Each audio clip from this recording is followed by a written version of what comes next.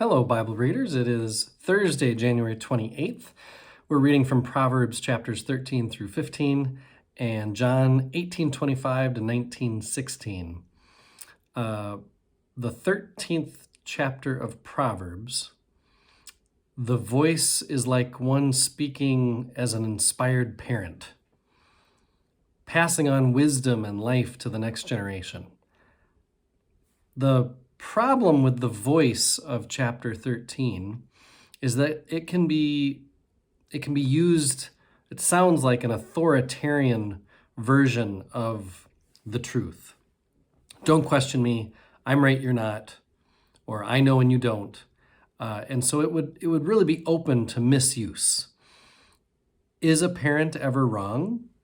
As a parent, I know that yes, I am sometimes wrong. And so Psalm 13 comes across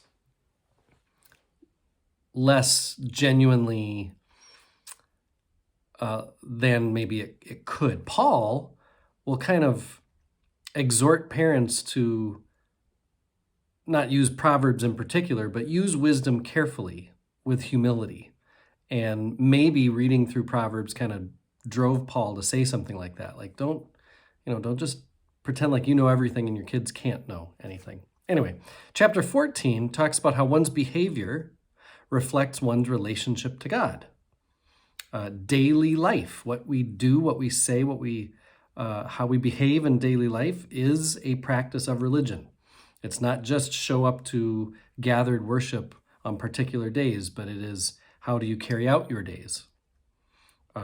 Also, people are shaped by the company they keep. It's wisdom like this that the general wisdom that Proverbs is getting at. And then chapter 15 is the end of the antithetical collection that I talked about yesterday. Better than sayings are included in this antithetical chapter of chapter 15. Better to do this than to do that. They don't deny the goodness of wealth, but they relativize goods by placing them beneath the fear of the Lord. Like they put them in their place. So they call those better than sayings. In the Gospel of John, we've got Jesus's trial. This is the theological and dramatic climax of the story of Jesus's hour. It is kind of its own book in many ways. You could extract Jesus's hour. You could extract this section in particular, 1827 through 1916, and kind of make its own small book. There's so much in it. It's so thick with lots of questions, and it's a section to consider more than to just ingest. So Pilate, to say a word about Pilate, he served from 26 to 36.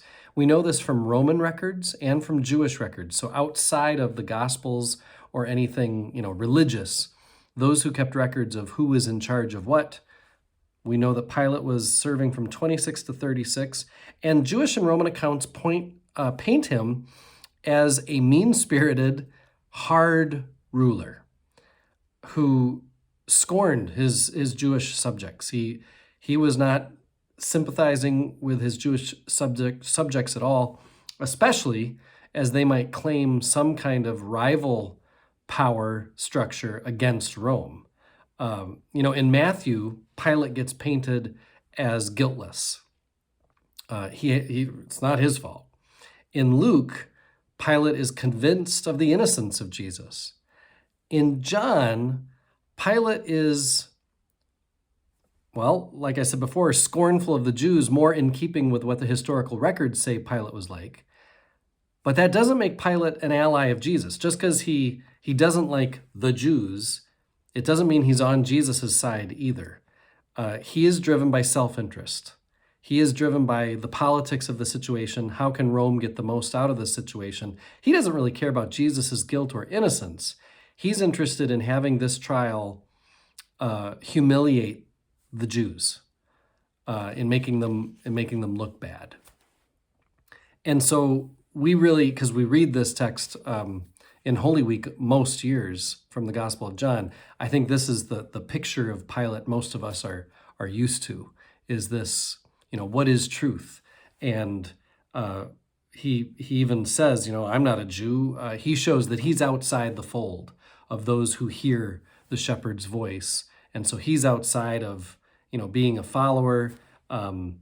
He's simply just there as a cog in a part of a system, and to further the interests of the Roman Empire. I am one with my God. My God is with us, all of us, at all times and in all places.